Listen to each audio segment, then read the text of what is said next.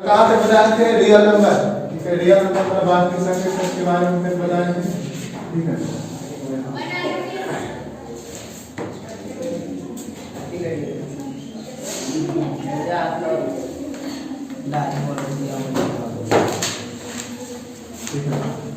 तो real number के बारे में कल बताएं बाबू कि मतलब रियल नंबर किसे कहते हैं, वास्तविक संख्या, ठीक है। चैप्टर में बात करें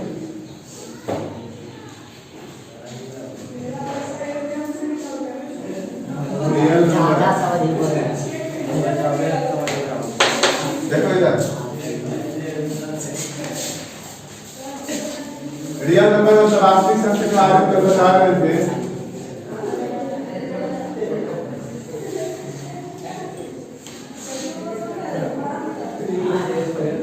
वास्तविक संख्या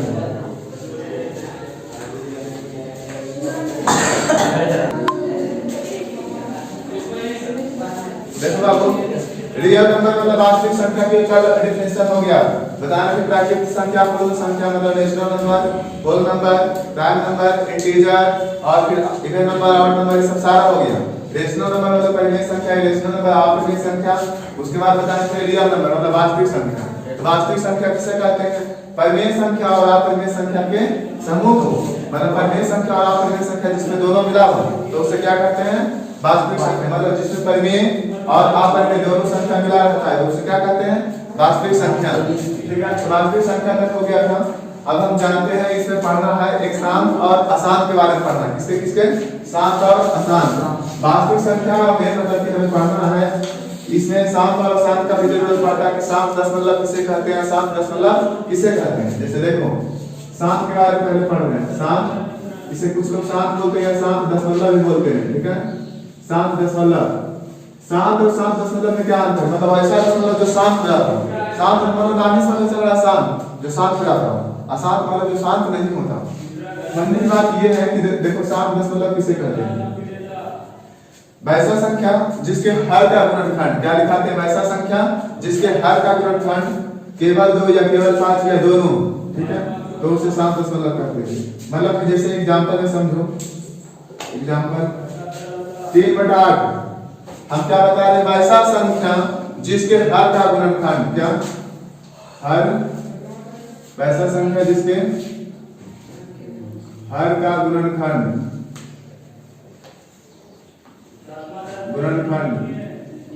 केवल 2 या केवल 5, केवल 2 या केवल 5 या दोनों, या दोनों, तो उसे क्या कहते हैं, तो उसे शांत दशमलव कहते हैं। तो क्या माना जाता है, शांत दशमलव कहता है। वैसा संख्या जिसके हर का गुणनखंड, ठीक है, यहाँ पे समझाना चाह रहे हैं वैसा संख्या जिसके हर का गुणनखंड या तो केवल 2 रहता या केवल 5 रहता या दोनों, ठीक है, तो उसे क्या कहते हैं, शांत दशमलव।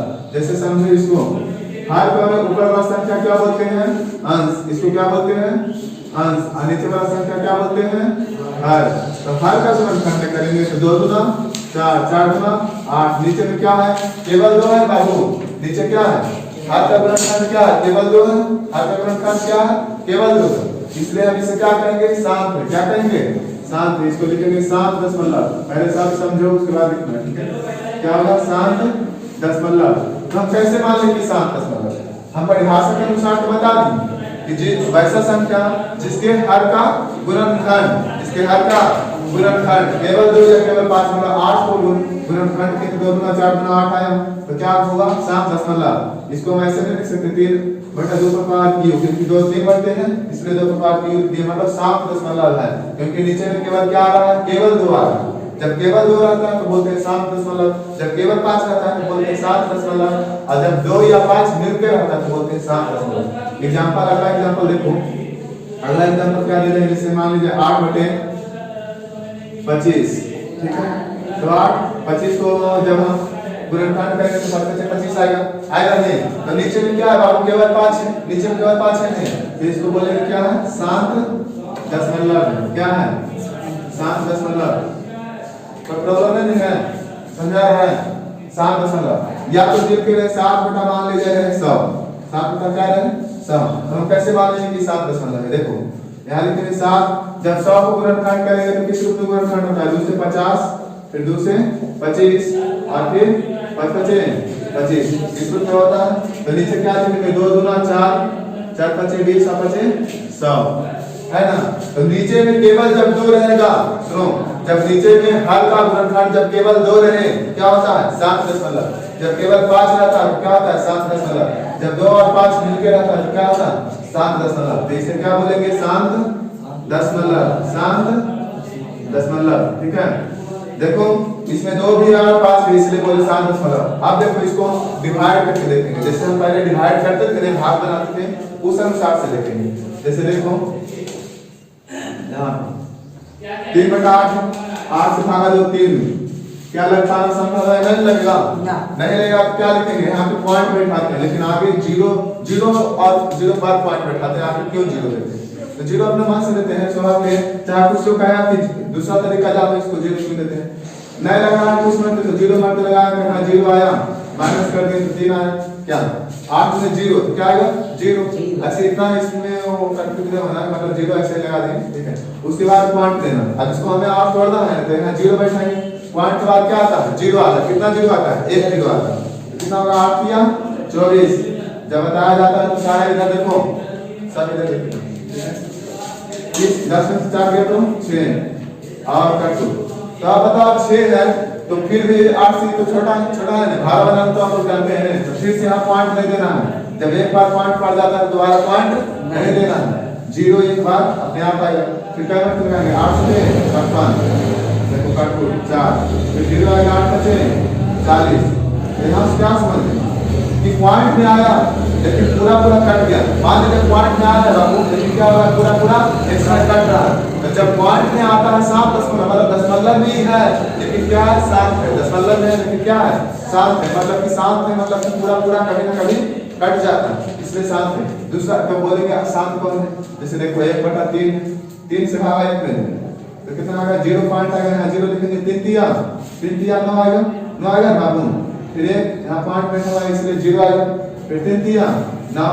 क्या लगता है? 3 बार आते रहेगा नहीं, ये क्या अशांत नहीं है? एक बार संख्या रिपीट हो रहा, इसलिए क्या है? ये अशांत है। तो 7 दशमलव मतलब होता है जिसे हम जब भागा देते हैं तो क्या होता है? पूरा कट जाना चाहिए, और दशमलव में आवे चाहे जो भी है पूरा कट जाना, तो उसे लिखते हैं 7 दशमलव। तो इसका परिभाषा लिखना हम शॉर्टकट में ऐसे लिखे हैं, ठीक है। परिभाषा में कोई इसके बाद है, ये लाइन के बाद है, ऐसे लिखना है।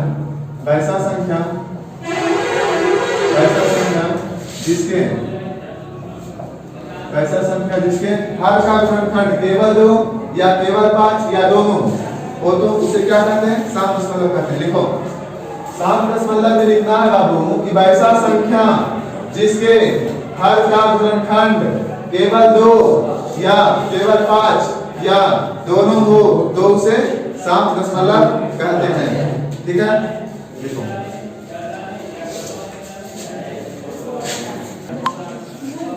तो यहाँ तक क्लियर हो गया होगा आप लोग को। जैसे देखो 25 से डिवाइड देना है किसमें?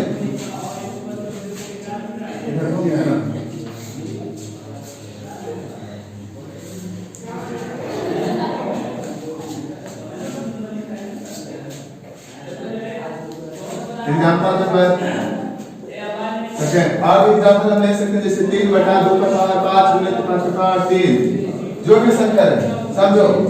जब नीचे हर का गुणनखंड 2/5 में तो क्या समझते हैं? इसके नीचे 2, इसके नीचे कितना 5 है? 2 5 है, और इसके नीचे कितना 2 है?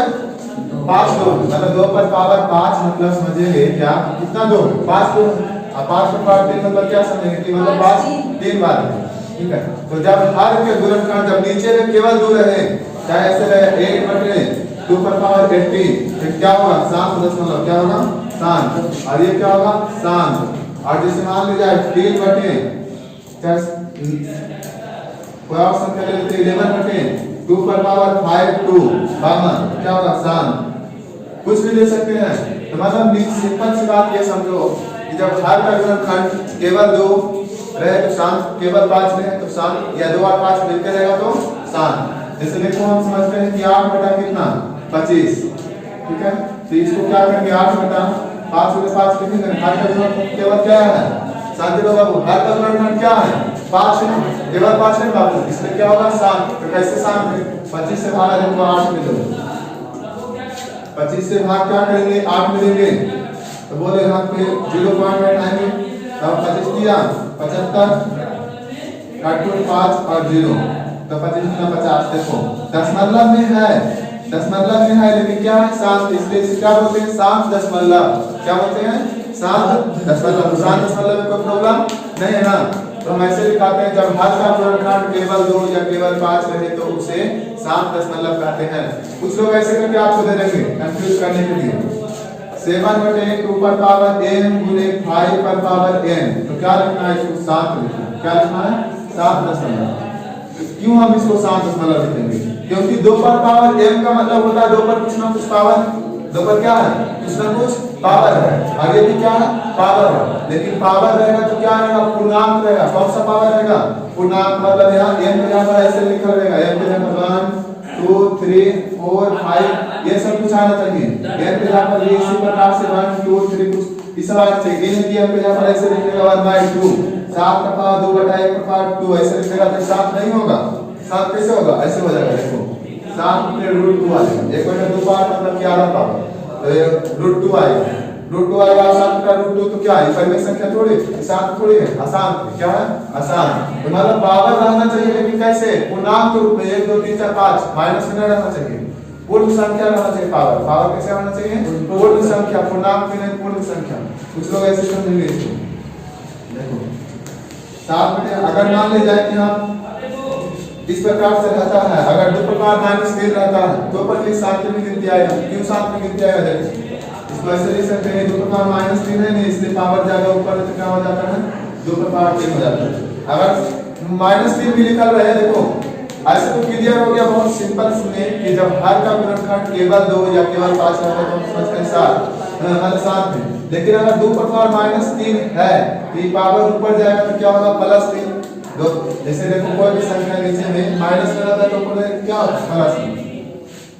हम एक्स्ट्रा आपको इसे बता रहे हैं इसलिए कंफ्यूज नहीं होना है, ठीक है, थोड़ा सा ऐसे बता देते हैं। जैसे 5 बटे मान लीजिए 2 पर पावर -3, इसको कैसे लिखेंगे 5 गुने 2 पर पावर 3 लिखेंगे। क्यों लिखेंगे 2 पर पावर 3 बाबू, क्योंकि माइनस नीचे में था पावर माइनस में तो ऊपर गया तो क्या हो गया प्लस में, नीचे वाला माइनस में रहता तो ऊपर जाता तो क्या होता प्लस हो जाता, ठीक है।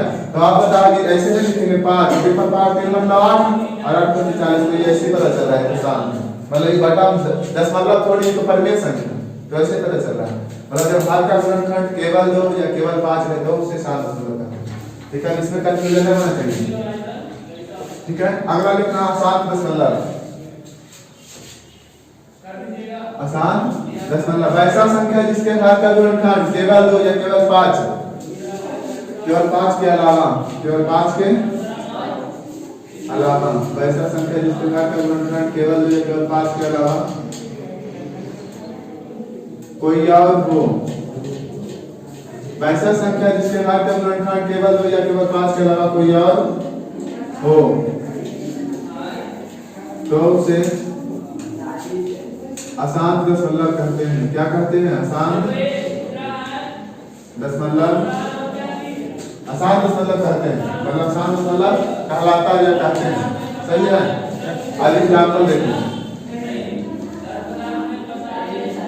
जैसे 3/7 का स्क्वायर, तो नीचे हर का गुणनखंड क्या है बाबू 7 है ना, इसलिए क्या होगा आसान दशमलव, क्या होगा आसान दशमलव, क्या बोलते हैं आसान दशमलव। आसान को अनावर्ती भी बोला जाता है और शांत को बोला जाता है आवर्ती, मतलब नाम थोड़ा अलग है, 9th क्लास में आवर्ती अनावर्ती करके पढ़ने का था, ठीक है। अब देखो अगला एग्जांपल, अगर 5/2 पर पावर 3 गुने 5 के स्क्वायर गुने 3 पर पावर 4 तो क्या होगा आसान दशमलव। इसको समझिए, इसमें 2 भी है बाबू, पहले समझो इसमें 2 भी है, 2 पर पावर 3 का मतलब क्या समझते हो, इधर देखो सभी 2 पर पावर 3 का मतलब क्या समझते हो कि 2 3 बार आया, 5 पर पावर 2 का मतलब 5 2 बार आया, 3 पर पावर 4 का मतलब 3 4 बार आया, ठीक है। तो इसमें 2 5 तो है, चलो ठीक है, लेकिन 3 भी आ गया, तो समस्या उत्पन्न कर दिया। 2 5 के अलावा जब देखो 2 5 के अलावा कोई और बिंदु क्या आ जाएगा, बिंदु क्या हो जाएगा असात दशमलव। अगर मान लीजिए 8/3 पर पावर मान लो 3/4 लिखनी है तो क्या होगा आसान होगा, क्या होगा आसान। चाहे ऐसे रहेगा 3/2 पर पावर 5 गुने 3 पर पावर 4 तो क्या होगा आसान होगा। अब देखिए 6/2 पर पावर 5 गुने 3 का स्क्वायर, 3 का स्क्वायर है, ठीक है, तो क्या होगा आसान, क्या होगा आसान दशमलव। अब देखो तो ये सब को हम आपको करके बताते हैं, कैसे बताएंगे, जैसे देखो कोई एग्जांपल समझते हैं, मतलब कि भाग लेकर के बताते हैं। 5/2 पर पावर मान लीजिए कि 5/2 पर पावर 2 गुने 3 का स्क्वायर, ऐसे हम समझते हैं तो क्या होगा आसान होगा। लेकिन हम कैसे माने कि आसान है, समझो 5 क्या होगा 2 का स्क्वायर 4 और 3 का स्क्वायर 9, यानी कितना हो गया 5 36 और 36 से भागा जाएगा 5 में, ठीक है। इस सब को पहले एग्जांपल लिखिए, उसके बाद बताते हैं।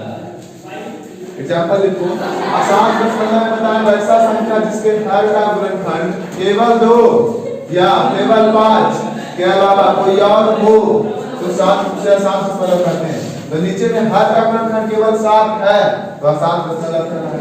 2 और 5 था लेकिन कोई और आ गया तो आसान दशमलव कहना है। इसमें 3 पर पावर 4 है, मतलब 2 तो है इसलिए आसान है। इसमें 2 है लेकिन 2 के साथ 3 भी आ गया तो क्या हो गया आसान। और इसमें 2 तो है लेकिन 3 भी आ गया तो क्या हो गया आसान। तो केवल 2 के नीचे केवल 2 रहेगा तो आसान, केवल 5 रहेगा तो आसान, तो 2 और 5 केवल मिल के रहेगा तो आसान, लेकिन 2 और 5 के अलावा कोई और आ जाता है तो क्या होता है आसान, ठीक है।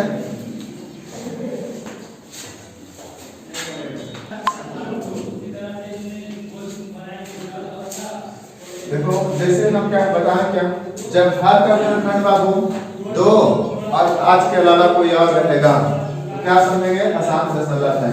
जैसे देखो 36 से डिवाइड करते हैं किसमें 5, तो क्या यहाँ लिखेंगे 0 पॉइंट, ठीक है, तो यहाँ 0 आएगा, आएगा ना 0 पॉइंट आगे हम क्यों लिखें, क्योंकि इससे क्या है छोटा है तो हम पॉइंट बैठा के मतलब कि यहाँ पे 0 उतार सकते हैं ना बाबू।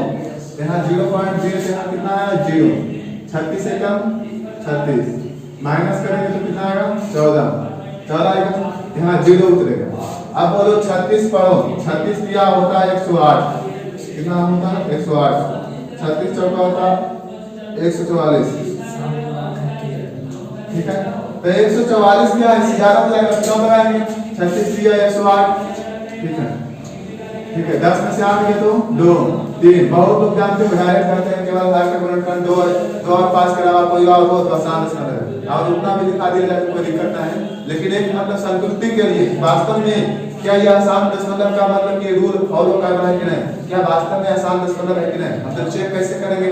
अगर ये संख्या रिपीट होने लगा तो हम समझेंगे कि सही है, अगर जब रिपीट नहीं होगा तो बोलेंगे ये रूल सही नहीं है, ठीक है। 32 आया, अब यहाँ 0 लिखेंगे तो बोलो 36 से कितना होता है 8 से 48 की 8 से 48, 8 के 24 और 4 28, 36 9 से 54, अनुदिन 27 से 5 कितना होता है 27 से 5 32, 32 तो ये ज्यादा हो जाएगा तो क्या नोट लगाएंगे 8 बनते तो बोलो 288 आया। 10 में से 8 के तो 2, यहाँ कितना रहा 1, 11 में से 8 के तो 3 कटपुट, ठीक है। अब क्या आएगा फिर से यहाँ 0 आएगा तो देखो क्या मल्टी लगाएंगे 8 मल्टी लगाएंगे, 8 मल्टी लगाएंगे ना, फिर से क्या होगा 10 में से 8 के तो 2, 11 में से 8 के तो 3, फिर से यहाँ तो 8 क्या हो रहा है 8 बार रिपीट हो रहा है कि ना, हजारों बार 8 आ जाएगा, क्या खत्म कभी कट पाएगा संख्या, कभी नहीं कट पाएगा, नहीं कट पाएगा बाबू। तो सुनो तो यहाँ पे क्या 8 मल्टी लगा फिर दोबारा 8 मल्टी लगा, तो हम क्या समझते हैं कि संख्या बार बार रिपीट हो रहा है, इसको ऐसे लिखते हैं 0.138 का रेखिक मतलब 1 पर केवल रेखिक है, इसका मतलब क्या सोचते हैं 0.13 आ रहा है फिर बार बार 8 क्या हो रहा है बार बार रिपीट हो रहा है, ठीक है, इस रूप में। तो मतलब कि तो आसान दशमलव समझ गए कि जो दशमलव आने चाहिए लेकिन अगर शांत हो जाता है दशमलव आने चाहिए मतलब दशमलव में कोई संख्या है बाबू और पूरा कट जाता है तो उसको बोलते हैं शांत दशमलव। लेकिन कोई संख्या ऐसा है जो कि पूरा नहीं कट पाता है और वो दशमलव में तो उसको क्या बोलते हैं अशांत दशमलव।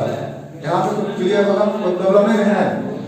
अगर आप इसे लिखना चाहो तो लिख एग्जाम्पल के लिए।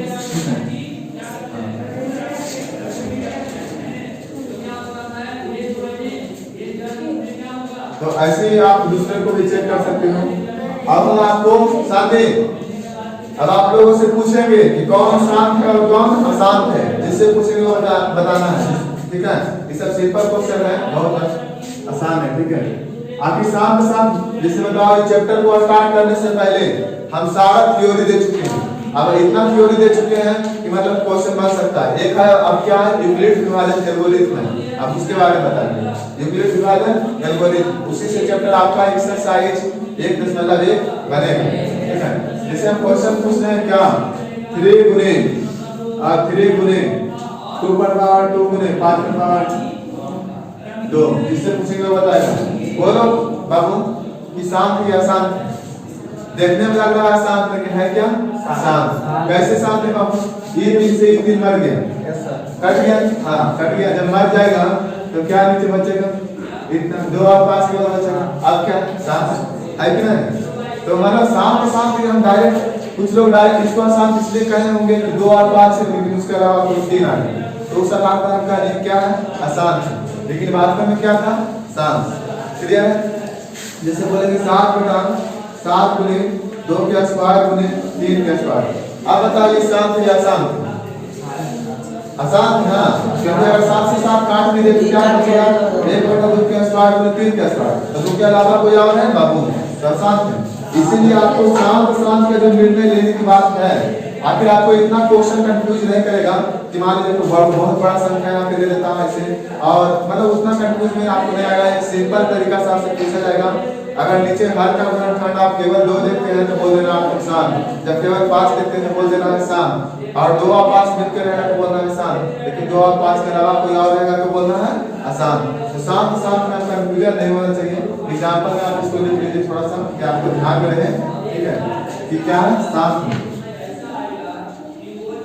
शांत शांत शांत आप खाली लिखो ना।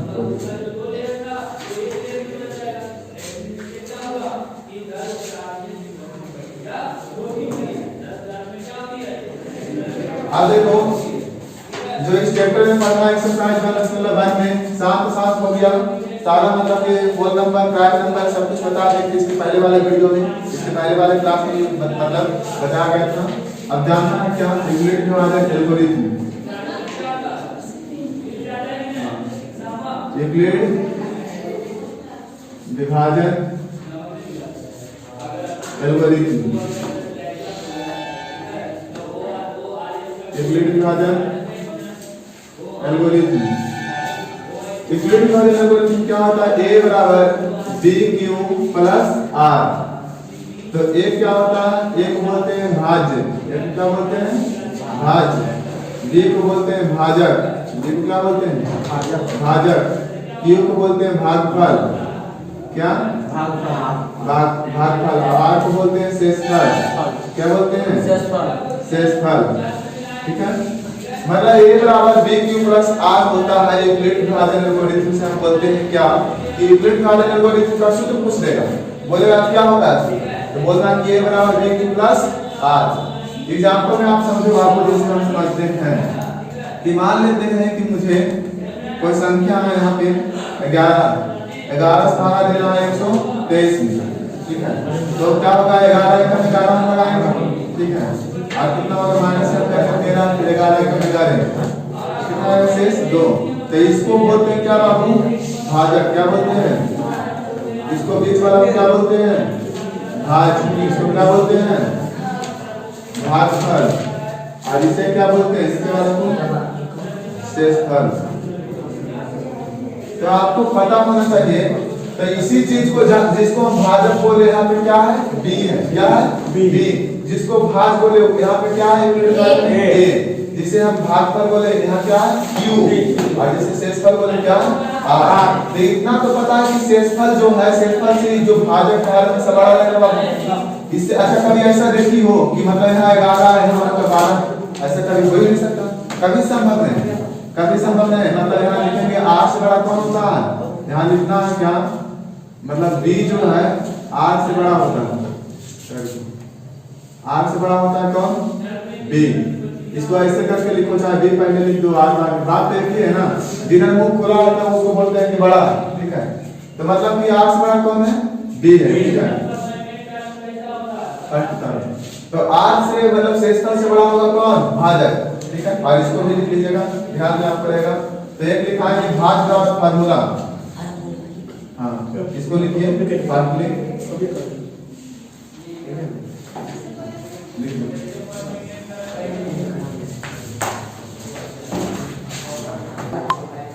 देखिए एक भाज्य का फार्मूला होता है, भाज्य बराबर भाजक गुणे भागफल, भाजक गुणे भागफल प्लस शेष, शेष मतलब शेषफल, क्या शेषफल यहाँ लिखेंगे प्लस शेषफल। अब समझो कि अगर शेषफल बराबर की उस साइड प्लस के रूप में है, इधर आएगा तो माइनस में, इसको ऐसे लिखेंगे नहीं, भाज माइनस शेषफल, भाज माइनस शेषफल बराबर भाजक गुणे भागफल। अगर शेषफल ही प्लस में था तो इधर चला गया तो क्या होगा बाबू? देखो शेषफल प्लस में इधर आया तो क्या होगा? माइनस में। अब इधर क्या बचा? भाजक गुणे भागफल। अगर निकालना है भाजक का मान, इसको ऐसे करके लिख सकते हो, भाजक गुणे, चाहे उतना क्या करना है, भाजक का मान निकालना है ना, भाजक का मान निकालना है तो बताओ, ये गुना में भागफल है, इधर आएगा तो क्या होगा?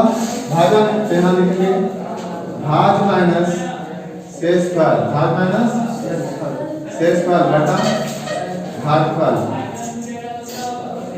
और भागफल अगर निकालना है तो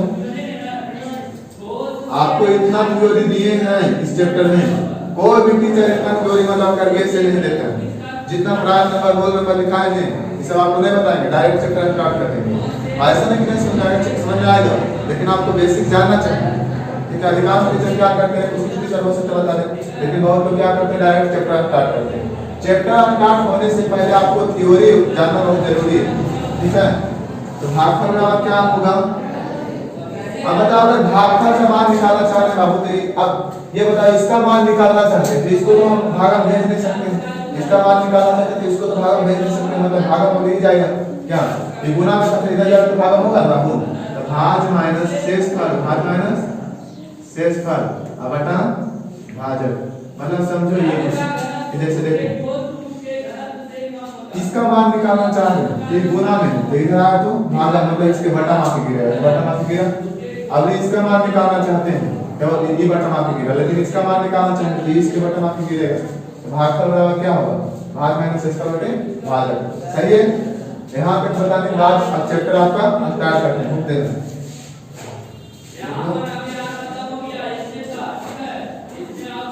सब बन जाएगा सर, दूसरा बताइए सर। अच्छा देखो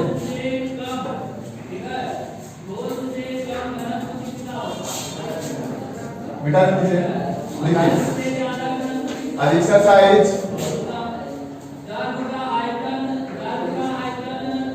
एक्सरसाइज 1.1 एक्सरसाइज 1.1 तो आप अप्लाई करते हैं चैप्टर, ठीक है। देखिए बात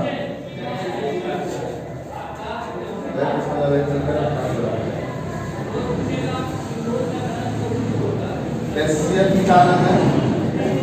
एचसीएफ मतलब क्या होता है? महत्तम। एचसीएफ मतलब क्या होता है? महत्तम। तो महत्तम तो आप लोग एक भाग विधि से निकालना सीखे होंगे, और एक आपको यूक्लिड फाइल एल्गोरिथम से बताएंगे महत्तम निकालना, ठीक है। चलो देखो पार्ट की बात हो,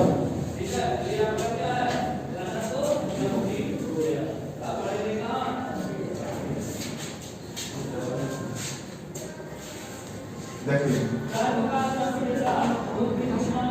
क्वेश्चन में कहा जा रहा है कि यूक्लिड विभाजन एल्गोरिथम से, यूक्लिड विभाजन एल्गोरिथम से के प्रयोग से निम्नलिखित का एचसीएफ ज्ञात कीजिए। एचसीएफ, एचसीएफ मतलब क्या होता है? मासा, मासा ज्ञात करना है। कौन सा बुक से बता रहे हैं? कैसे सेना बुक से, ठीक है। तो इसका फर्स्ट नंबर क्वेश्चन क्या है? 156 और 504 156 और 504 का मुझे एचसीएफ निकालना है। कहाँ से? यूक्लिड विभाजन एल्गोरिथम से। किसके माध्यम से? यूक्लिड विभाजन एल्गोरिथम से। आपको एक बात जैसे मान लिया जाए, हमें कहा जाएगा कि 6 और 8 है, 6 और 8 का आपको मतलब कि एचसीएफ निकालना है। तो और इसको सिंपल से अगर हम डिवाइड के तरीके से निकालना सीखें तो 6 से भाग पहले 8 मिलेंगे, तो 6 कम 6 और यहाँ कितना आएगा 2 आएगा, और 2 से भागा 6 में देंगे तो 2 दिया 6। यहाँ जो शेष बचता है इसके ऊपर वाला में फिर भागा देते हैं, तो लास्ट में हम किससे लगाएंगे? 2 से लगाएंगे। लास्ट में किससे लगाएंगे? 2 से। तो आप लोग ऐसे नहीं बनाए होंगे बच्चों ने कि मासा कितना हो जाएगा 2, इससे बनाए होंगे, बनाए है ना ऐसे। और इसको एक पूरा कर भी दिया, उसके बाद हम बताएंगे ये यूक्लिड वाला, ठीक है। थोड़ा सा मतलब जो बच्चों पढ़े हैं तो सबको रिवाइज कर लेते हैं, ठीक है। जैसे 6 है, यहाँ लिखते 2 दिया 6, 8 है, 2 चौक 8 और 2 दूना 4, 6 बराबर लिखेंगे 2 दिया 6, 8 बराबर 2 दूना 4 और दूना 8, फिर HCF क्या आएगा? इसमें 2 मिला और इसमें भी 2 मिला, तो HCF कितना 2 है, HCF कितना है? जो दोनों में मिलता है उसी को हम लिखते हैं, दोनों में कौन मिल रहा है? समान 2, तो HCF 2 है। लेकिन अब हम यहाँ पे बनाएंगे यूक्लिड विभाजन एल्गोरिथम से, इसको अलग तरीके से बनाएंगे, देखो ऐसे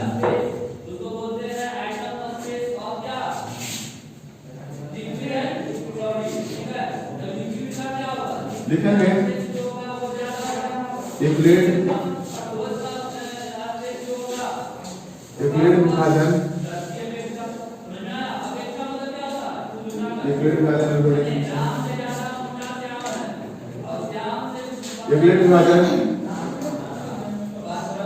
एल्गोरिथम से A बराबर BQ प्लस R, A बराबर BQ प्लस R। तो A किसको मानना है? जो इन दोनों में बड़ा रहेगा नहीं, बड़ा संख्या को A मानना, क्योंकि ये क्या कहलाता है बाबू? ये क्या कहलाता है? एक को क्या लिखते हैं? भाज्य। एक को क्या लिखते हैं? भाज्य। तो पता होगा जो जिसमें हम भागा देंगे तो बड़ा होना चाहिए, क्या ऐसे वो हम बड़ा नहीं रहता तो क्वांट में आ जाता है। जैसे 2 से भागा देना है 9 में, 9 बड़ा है कि नहीं, तो इसको बोलते हैं भाज्य। तो जो इसमें बड़ा रहेगा उसको A मानना, तो A का मान 504 और B का मान कितना 156। अब बोलो 156 से डिवाइड करना है 504 में, एक यहाँ पर देखो 504 ऐसे और बराबर कर दो, B के जगह पर कितना 156, तो 156 में कितना गुना करेंगे कि मतलब सिर्फ यहाँ लिखो 156 से डिवाइड करो किसमें 504 में, तो 156 गुना कितना होता है 2 से 12, 2 5 10 11 और 2 1 3, 3 से 12 होगा, 2 से 12 2 बाकी 1, 2 5 10 11 के बाकी 1, पहले 10 सब का बोलो 2 1 3, 156 दिया कितना होगा बोलो तुम? 3 4 18, 3 5 15, 15 1 16 और 3 1 4। निश्चित है कि इसमें अब हम 4 नंबर लगाएंगे तो 18 में 4 हो जाएगा, 3 4 18 के 8 बाकी 1 3 15 1 16 6 बाकी 3 1 4, ठीक है। तो 3 नंबर लगा कितना 468 और 14 में से 8 गया तो 6, यहाँ कितना रहा 9 में से 6 गया तो 3 काट दो, सही है ना। तो बोलो 156 में 3 से गुना करेंगे नहीं, 156 में कितना से गुना करेंगे 3 से। ये 3 क्या कहलाया? भागफल। क्या कहलाया? भागफल, मतलब Q के मान में, और इसमें प्लस है तो प्लस फिर 3, और R का मान कितना है? जो शेष बच जाता है उसको क्या बोलते हैं? R। क्या बोलते हैं? R। तो R की जगह पर कितना 36। अब फिर क्या करते हैं बाबू? इसके भाग किसमें देते हैं? इसके ऊपर वाला देते हैं कि ना। अगर हम भाग किस बनाते हैं तो यहाँ 36 बच गया नहीं, देखो अगर 36 बच गया, अगर भाग बनाते हैं एचसीएफ निकालते हैं तो फिर 36 भाग किसमें देते हैं? 156 में। किसमें देते हैं? 156 में। तो बोल 36 दिया होता है 108 और 36 चौक होता है 144, 4 मिनट लगेगा 144, 6 में से 4 गया तो 2, और बोलो 5 में 4 गया तो 1 काट दो। अब समझो बाबू इसको, यहाँ पे जो संख्या रहेगा देखो शेष जो बचा है, यहाँ पे जो संख्या है भाजक जो है उसको यहाँ लिख देना 156, और फिर 36 से भागा देना है किसमें 156 में, तो क्या मिनट लगा 4 मिनट। 36 में 4 से गुना करेंगे बाबू और 12 को जोड़ देंगे, क्योंकि देख रहे हो कि 36 से भागा फिर किसमें दे रहे थे 156 में, तो 156 जो यहाँ पे जो B का मान रहेगा तो यहाँ से लिख देंगे 156, और फिर 36 चौका 144 प्लस 12, अभी 12 से भागा किसमें दे रहा है 36 में, तो कितना होगा 12 36। आप देखो सबसे पहले जो शेष बचा इसको भागा इसमें दी, जो दोबारा शेष बचा तो इसमें नहीं देंगे, इसमें देंगे, क्या देंगे, इसके ऊपर वाला देंगे। ये कुछ लोग ऐसा मत समझना कि जो 12 शेष बचा है तो उसको इसमें भागा दे, चाहे इसमें भागा दे, इसके ऊपर वाला भागा दे, समझ में आ रहा है? कितना भागा दिया 36, 12 दिया 36, कट गया पूरा, सही है।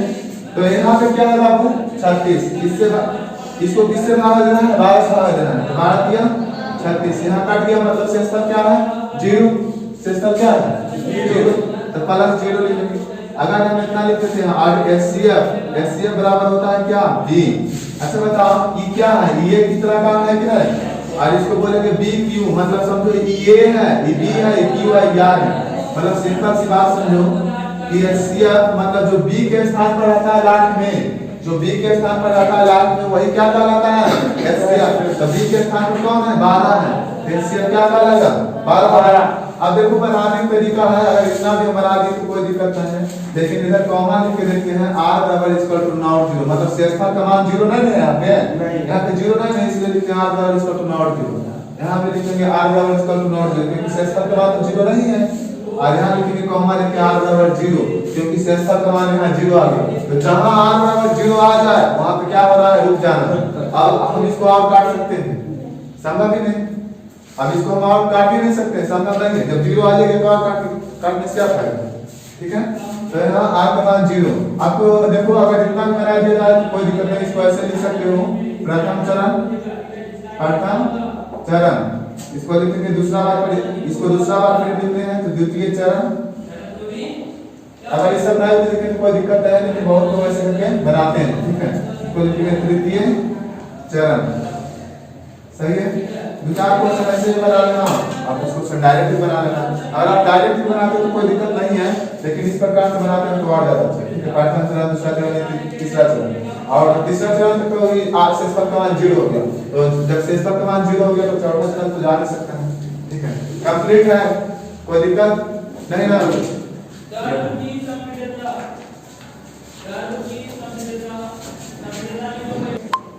लिख लिए बाबू, हाँ ये लिखो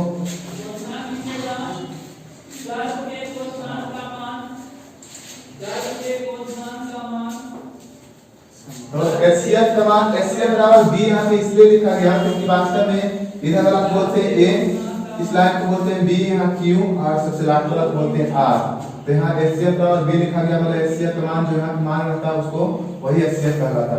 अगर आर बराबर 0 आ गया तो इससे ज्यादा और ज्यादा डिफरेंस पाना संभव नहीं है। जब r बराबर 0 आ जाए तो हमें लिख जाना, ठीक है। आखिर r बराबर इक्वल टू नॉट 0, r बराबर इक्वल टू नॉट 0, r बराबर 0 हम क्यों लिखे, हम इसलिए ऐसा लिखे कि ताकि जब r का मान 0 आ जाए तो क्या करना है, इसके आगे पे नहीं बनाना, रुक जाना, जब 0 आ जाए शेषफल तो आधा नहीं हम कर सकते, ठीक है। तो देखो क्वेश्चन है तुम लोग से बन जाएगा, देखो इसका सेकंड नंबर क्वेश्चन है कितना 135 और 135 और 225, ये सब क्या बन जाएगा अंदर में। जो लेवल का क्वेश्चन है मैं बता दो और बता देते हैं आपको 455 और 42, ये सब बन जाएगा। ये क्वेश्चन हम आपको बता दें कोई बड़ा, ठीक है, जैसे 7-8 नंबर का क्वेश्चन बता रहे हैं।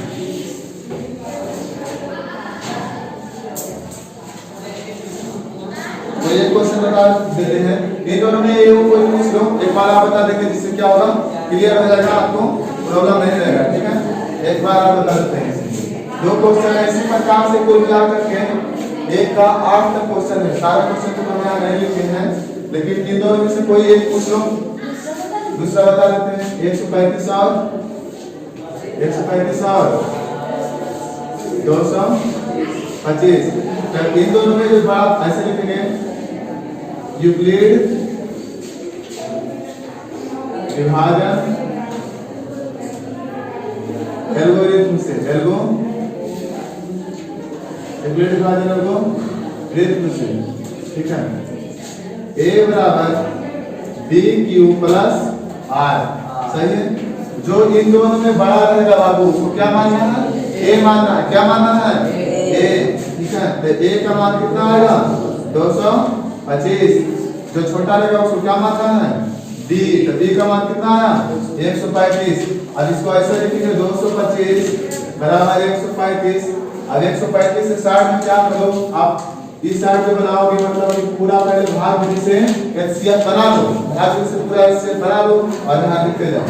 125 गुना क्या होगा 270, 270 होगा, ठीक है। तो 125 गुना 135 गुना 200, शायद 125 बोल रहे थे।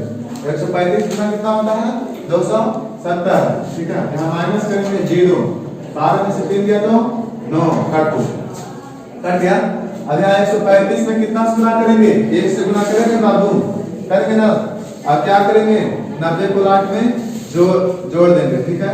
यहाँ लिखेंगे कॉमा r बराबर इक्वल टू नॉट 0, मतलब r का मान 0 नहीं आया। यहाँ आप ऐसे करके लिखो प्रथम चरण, प्रथम चरण, और यहाँ लिखेंगे द्वितीय चरण, द्वितीय चरण।